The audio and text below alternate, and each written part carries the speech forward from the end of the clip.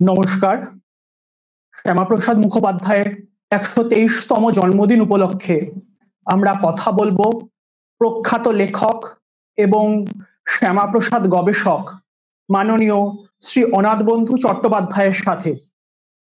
অনাথবাবুর লেখা মহাজীবন শ্যামাপ্রসাদ একটি অত্যন্ত পরিচিত গ্রন্থ, যেটি বাংলা ছাড়াও বিভিন্ন ভাষায় অনুবাদিত হয়েছে।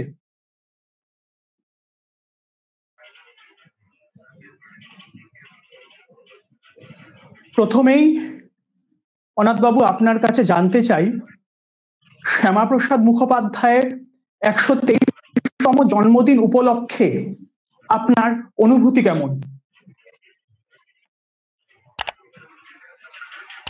নমস্কার। শ্যামাপ্রসাদের সমস্ত জীবন যদি পাঠ করা যায় তাহলে একথাই বলতে হয়, যেন এমন শিক্ষিত বিদ্বান মানুষ আমাদের মধ্যে এসেছিলেন এবং আমাদের জীবনের, বিশেষ করে বঙ্গ জীবনের এমন এক ক্রান্তিকালে, যে তাকে প্রতিদিন স্মরণ করা উচিত। আমি শ্যামাপ্রসাদ গবেষক বা তাকে পড়ার, তার ভাই উমাপ্রসাদ মুখোপাধ্যায়ের সঙ্গে সঙ্গ করার সৌভাগ্য লাভ করেছি। তার ফলে তাকে জানার যে এমন নিবিড় সুযোগ আমি পেয়েছি, তার থেকে এইটা আমি বলতে পারি। তবে এটা আমার অত্যুক্তি নয়। যদি স্বার্থহীনভাবে, স্বার্থলেশ হয়ে শ্যামাপ্রসাদকে অনুভব করা যায়, তার প্রত্যেকটি কথা তার জীবন চরিত্রের সঙ্গে মিলিয়ে দেখা যায়, তাহলে কথাই বলতে হবে ১২৩তম জন্মদিন শুধু নয়, প্রতিদিন তাকে স্মরণ করা উচিত। তাই আমার মনে হয় শ্যামাপ্রসাদ আমাদের প্রতি মুহূর্তের সঙ্গী, আমাদের প্রতিদিনের অভিভাবক। ধন্যবাদ। অনন্তবাবু, আমরা জানি শ্যামাপ্রসাদের ভাই উমাপ্রসাদের সাথে আপনার অত্যন্ত ঘনিষ্ঠ সম্পর্ক ছিল। সে ব্যক্তিগত সম্পর্ক সম্পর্কে যদি কিছু আলোকপাত করেন। আমি তখন কলেজে পড়ি, সবে কলেজে ঢুকেছি। থাকি আমরা তখন মধুপুরে। মধুপুর এখন ঝাড়খণ্ডে, তখন বিহার ছিল। তো স্যার আশুতোষ মুখোপাধ্যায় ১৯১২ সালে চেঞ্জে যাওয়ার জন্য মধুপুরে একটা বাড়ি করেছিলেন।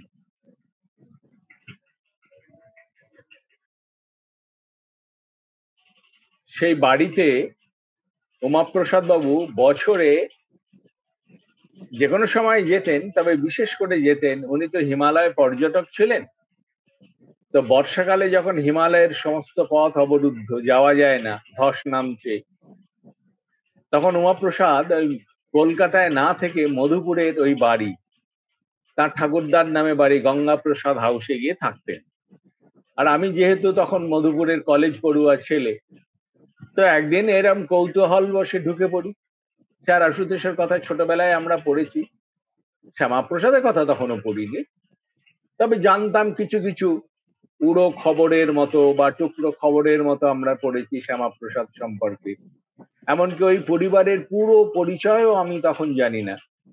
তবু একদিন সাহস করে ঢুকে পড়লাম, তাকে খবর দিতে তিনি নেমে এলেন এবং আমাকে পরে একটা সময় দিয়েছেন যে এই সময়ে তুমি এসো। তো আমি গিয়ে দেখা করলাম। দেখা করতে উনি বললেন যে তুমি আমাদের বাড়িতে এসেছো কেন? তো আমি ওনাকে দেখে খুব ঘাবড়ে গিয়েছিলাম, যে এত বড় মাপের মানুষ আর আমি এত তুচ্ছ মানুষ, আমি কি কাজে তার কাছে যেতে পারি? আমার তো কোনো কাজ নেই, একটা কৌতূহল বশত ঢুকে পড়েছি। তো তখন উনি আমাকে বললেন, ঠিক আছে ঠিক আছে, তোমার চিন্তার কিছু নেই, তুমি ভেবে বলো তুমি কেন এসেছো। তখন আমি বললাম যে আপনাদের এই বাড়িটা এত পুরনো, শুধু বাড়ি তো নয়, বাড়ির সঙ্গে বাড়ির এই বিখ্যাত মানুষেরা প্রত্যেকে তাদের এই এই ভারতবর্ষে তাদের একটা স্বতন্ত্র পরিচয় রয়েছে। আপনার বাবা স্যার আশুতোষ, আপনার দাদা শ্যামাপ্রসাদ, আপনি উমাপ্রসাদ, আপনার বই আমি পড়েছি। তো সেই সব সম্পর্কে জানতে চাই যে কিভাবে বাড়িটা হলো, কেন হলো। তারপরে তো অনেক নিশ্চয়ই আপনাদের পারিবারিক কথা আছে, সেগুলো যদি ব্যক্তিগত না হয় আমাকে বলা যায়, আপনি আমাকে যদি বলেন। তো উনি বললেন যে তুমি মাঝে মাঝে এসো, এটা একটা সিটিং এ বসে বলা যাবে না। আমি সেই মাঝে মাঝে যাওয়া শুরু করলাম তার কাছে। কলেজ থেকে ফিরে বিকেল বেলার দিকে যেতাম। একটা দোতলা বাড়ি, তার ঘর অন্তত পক্ষে 20খানা, এবং এক একটা ঘর এখন এক একটা হলের মতো। তার দরজাগুলো, জানলাগুলো আমাদের বাড়ির দরজার চেয়ে বড়। এত বিশাল বড় মাপের বাড়ি। সেই বাড়িতে তিনি একা থাকতেন, আর প্রত্যেক ঘরের দেয়ালে টাঙানো ছিল সেই সময়কার নানা অমূল্য সব ছবি।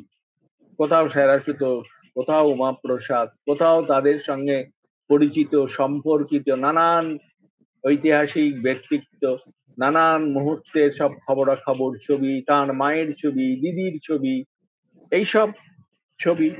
তো আমি প্রত্যেক ছবি দেখতাম আর জানতে চাইতাম এটা কি, কেন, কোথায়। উনি বলতে শুরু করলেন। তো এইভাবে যেতে যেতে আমার খুব সৌভাগ্য যে ওনার স্নেহ লাভ করলাম। উনি তখন বললেন তোমার বাড়িতে থাকতে হবে না, তুমি আমার কাছে এসে থাকো। তো ওনার কাছে থাকতে শুরু করলাম। দিনের পর দিন, মাসের পর মাস, বছরের পর বছর কাটে। শুধু কলেজটুকু করে এসে ওনার কাছে ঢুকে যাই। তারপরে হিমালয় পাহাড়ে উনি বেড়াতে যাচ্ছেন, আমাকে সঙ্গে নিয়ে যাচ্ছেন। নানান রকম ঐতিহাসিক মুহূর্ত ওদের বাড়িতে ঘটনাগুলো ঘটছে, সেসব বলতে গেলে এখন বিস্তর বলা হয়। শরৎচন্দ্রের কথা, উনি শরৎচন্দ্রের অত্যন্ত ঘনিষ্ঠ ছিলেন, খুব স্নেহ করতেন। তো সেই সব নানান কথা, শরৎচন্দ্রের পথের দাবি, তার ম্যানুস্ক্রিপ্ট, শরৎচন্দ্রের মহেশ, অভাগীর স্বর্গ, সতী গল্পের ম্যানুস্ক্রিপ্ট আমাকে দেখাচ্ছেন। নানান পরিকল্পনা হচ্ছে। তো সেই সব নিয়ে আমাদের অমূল্য মুহূর্তগুলো কেটে যেত। আর তার সঙ্গে আমি জানতে চাইতাম আমাদের পরিবারের কথা, সেরাসুতোষের কথা, শ্যামাপ্রসাদের কথা। তখন উনি বলতেন নানান সময় নানান জনের কথা। বলতে বলতে বলতে বলতে একদিন তো উনি পৃথিবী থেকে চলে গেলেন। তখন হিসেব করলাম যে ওনার সঙ্গে আমি মিশেছি এ পর্যন্ত 20 বছর, এবং সেই 20 বছরের নানান গল্পে, নানান মুহূর্তে তিনি আমাকে যে ঐশ্বর্য দান করে গেছেন, তারই ফলশ্রুতি মহাজীবন শ্যামাপ্রসাদ বই।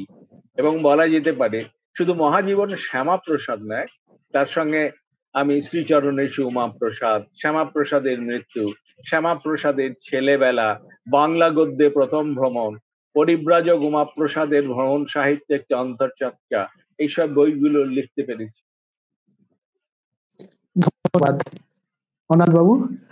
আমরা চলে আসছি আমাদের পরবর্তী প্রশ্নে। আচ্ছা, কলকাতা বিশ্ববিদ্যালয় এবং শ্যামাপ্রসাদ মুখোপাধ্যায় ওতপ্রোতভাবে জড়িত। আমাদের এই বহু প্রাচীন এবং আমাদের রাজ্যের গর্বের কলকাতা বিশ্ববিদ্যালয়ের ক্ষেত্রে শ্যামাপ্রসাদ মুখোপাধ্যায়ের ভূমিকা আপনার চোখে ঠিক কি, সেটা যদি একটু সংক্ষেপে বলেন। দেখুন, কলকাতা বিশ্ববিদ্যালয়ের ইতিহাস তো শুধু শ্যামাপ্রসাদের আমলে তো নয়। 2 দফায় শ্যামাপ্রসাদ মোট 4 বছর উপাচার্য ছিলেন। কিন্তু তার আগে এবং তার পরে যারা উপাচার্য হয়েছেন, তাদের কার্যকাল, তাদের কাজকর্ম কি করে গেছেন, এইটা যদি একটা তুলনামূলক আলোচনা করা যায়, সেটা তো ইতিহাসে লেখা আছে। আপনার আমার বলার কোনো প্রয়োজন পড়ে না। তাহলেই পরিষ্কার হয়ে যাবে যে শ্যামাপ্রসাদ মাত্র 4 বছরে কি করেছে। এক কথায় বলা যায়, শ্যামাপ্রসাদ তার বাবা স্যার আশুতোষ মুখোপাধ্যায়ের অপূর্ণ স্বপ্নকে পূর্ণ করেছিল। স্যার আশুতোষ কলকাতা বিশ্ববিদ্যালয়ের ভাইস চ্যান্সেলর ছিলেন। তার উপাচার্য থাকাকালীন স্যার আশুতোষ চেষ্টা করেছিলেন, আপ্রাণ চেষ্টা করেছিলেন যে কলকাতা বিশ্ববিদ্যালয়কে একটা ভারতীয় বিশ্ববিদ্যালয় হিসেবে গড়ে তোলা, এবং সেখানে ভারতীয় ভাষাগুলোকে পড়ানো, সেই সম্পর্কে গ্রন্থ রচনা করা, যারা উপযুক্ত সেই সব অধ্যাপকদের নিয়ে আসা।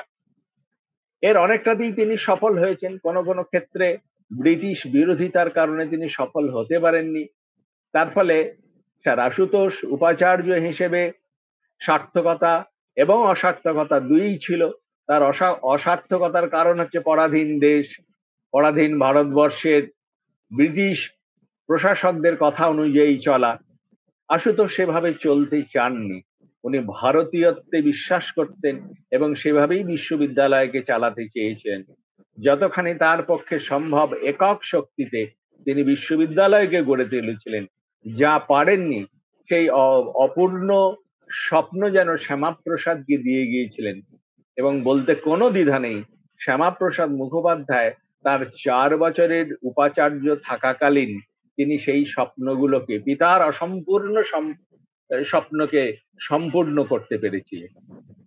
বিশেষ করে বিভিন্ন ভাষার ক্ষেত্রে, বাংলা ভাষা, উর্দু ভাষা, সংস্কৃত, পালি, প্রাকৃত, এই সমস্ত ভাষা তখন ভারতবর্ষের কোথায় পড়ানো হয়, শ্যামাপ্রসাদ সেই সব পড়াবার ব্যবস্থা করলেন।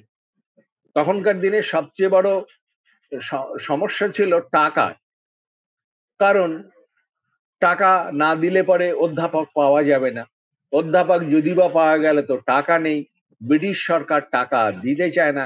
তারা তো কেরানি তৈরির কারখানা করেছিল কলকাতা বিশ্ববিদ্যালয়কে, এবং সেটুকু হলেই তারা সন্তুষ্ট ছিল। কিন্তু শ্যামাপ্রসাদের স্বপ্ন ছিল আরো বহুতর, যে শুধু বিদ্যা শিক্ষা নয়। রামকৃষ্ণ একদিন বলেছিলেন তো, তার দাদা রামকুমারের টোলে যখন ওনাকে পড়তে বলা হলো, তখন উনি বলেছিলেন তো, এইসব চালকলা বাঁধা বিদ্যা আমি শিখতে চাই না। তো এই চালকলা বাঁধা বিদ্যা শ্যামাপ্রসাদের কালে প্রয়োজন হয়ে পড়েছিল জীবিকার জন্য। কিন্তু শ্যামাপ্রসাদ বিশ্বাস করতেন শুধু এই বিদ্যাতে জীবন সম্পূর্ণ হবে না, মানুষের অন্তরঙ্গের উদ্বোধন ঘটাতে হবে। সেজন্য মানুষকে হতে হবে হৃদয়বান, নীতিবান, প্রজ্ঞাবান। আবার এটা হওয়ার জন্যে তার বিদ্যা শিক্ষারও প্রয়োজন আছে। সুতরাং ভারতীয় শিক্ষার যে দুটো দিক, বহিরঙ্গ এবং অন্তরঙ্গের উন্নয়ন, সেটা শ্যামাপ্রসাদের কালে ঘটেছিল এবং তিনি এটা করার চেষ্টা করেছেন। ধন্যবাদ অনাথ বাবু। আমরা আমাদের অনুষ্ঠানের প্রায় শেষ পর্যায়ে প্রায় চলে এসেছি। সামনেই শ্যামাপ্রসাদ মুখার্জির 123তম জন্মদিন। বাঙালি মননে শ্যামাপ্রসাদের ভূমিকা অনস্বীকার্য, এবং বাঙালির জন্য শ্যামাপ্রসাদ যা করেছেন সেটা হয়তো সারা জীবনেও তার ঋণ আমরা হয়তো শোধ করতে পারবো না বাঙালিরা। কিন্তু আমরা বাঙালিরা কি সঠিকভাবে শ্যামাপ্রসাদ মুখার্জির মূল্যায়ন করতে পেরেছি বা তাকে শ্রদ্ধা জানাতে পেরেছি, সেটা যদি একটু সংক্ষেপে বলেন। বাংলায় শ্যামাপ্রসাদের মূল্যায়ন হয়নি। শ্যামাপ্রসাদের যদি কিছু মূল্যায়ন হয়ে থাকে, সেটা বাংলার বাইরে ভারতবর্ষের অন্যত্র। কারণ শ্যামাপ্রসাদ মুখোপাধ্যায়কে নিয়ে বই লেখারও অনেক যন্ত্রণা আছে। বাংলা ভাষায় শ্যামাপ্রসাদের পূর্ণাঙ্গ জীবনী রচনা করতে গিয়ে আমাকে সেই যন্ত্রণার মুখোমুখি হতে হয়েছে। ভারতবর্ষ স্বাধীন হওয়ার 75 বছর পরেও শ্যামাপ্রসাদের মতো দেশনায়কের জীবনী লিখতে গিয়ে যদি এই যন্ত্রণার সম্মুখীন হতে হয়, বাঙালি হিসেবে আমি বলবো এর চেয়ে লজ্জা এবং দুঃখের আর কিছু হতে পারে না। শুধু বাঙালি কেন, শ্যামাপ্রসাদের রাজনৈতিক জীবনের কথা আমরা বলিনি, সমগ্র ভারতবর্ষকে এক ও অখণ্ড, ভারতবর্ষ স্বাধীন হওয়ার পর তিনি একমাত্র ব্যক্তি যিনি প্রথম শহীদ হয়েছেন। তার এই জীবন দানের মূল্য কি তাকে ভুলে যাওয়া? বাংলা এবং বাঙালি রাজনৈতিক কারণে শ্যামাপ্রসাদকে ভুলতে বসেছে। অথচ কাজী নজরুল ইসলামের একটি চিঠিতে আছে যে ভারতবর্ষ স্বাধীন হওয়ার পর বাংলা এবং বাঙালির মধ্যে আমরা নেতাজি সুভাষ বসু এবং আপনাকেই দেশ নেতা বলে বরণ করে নেব। কাজী নজরুল ইসলামের এই বক্তব্য আশা করি মিথ্যে নয়। কাজী নজরুল ইসলামের অন্য সমস্ত কিছুকে আমরা স্বীকার করব, কেবল তার এই কথাটা, এই লাইনটি বাদ দিয়ে আমরা শ্যামাপ্রসাদকে বিচার করব, এই যদি আমাদের মনোভাব হয়, তাহলে বুঝতে হবে আমরা বাঙালিরা জাতি হিসেবে অসম্পূর্ণ। ধন্যবাদ অনাথ বাবু আপনার অতি মূল্যবান সময়ের জন্য। আমরা কথা বলছিলাম প্রখ্যাত লেখক অনাথ বন্ধু চট্টোপাধ্যায়ের সাথে আমাদের ভারত কেশরী শ্যামাপ্রসাদ মুখোপাধ্যায়ের আগামী 123তম জন্মদিন উপলক্ষে। নমস্কার।